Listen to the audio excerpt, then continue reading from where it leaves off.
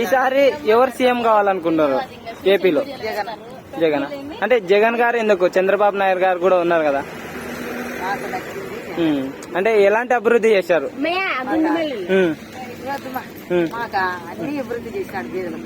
పింఛన్లు గాని, అమ్మఒడి, వాలంటీర్లు కరెక్ట్ చేస్తున్నారా? వాలంటీర్లు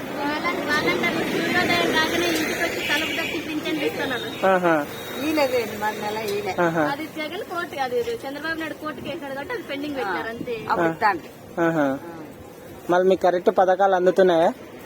అయితే చంద్రబాబు గారు ఇంతకన్నా డబల్ పథకాలు ఇస్తాను, ఫ్రీ బస్సు లేడీస్ కి పెడతా అంటున్నారు.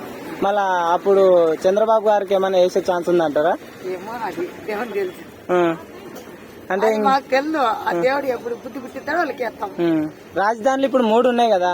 చంద్రబాబు గారు వస్తే ఒకటే రాజధాని సింగపూర్ లాగా అభివృద్ధి చేస్తా అంటున్నారు. మళ్ళీ అలా కావాలా 3 రాజధానిలో పెట్టారా? నాకు తెలుసు, చదువు రాదు నాకు. సరే, మొత్తానికి అయితే జగన్ రావాలనుకుంటున్నారా?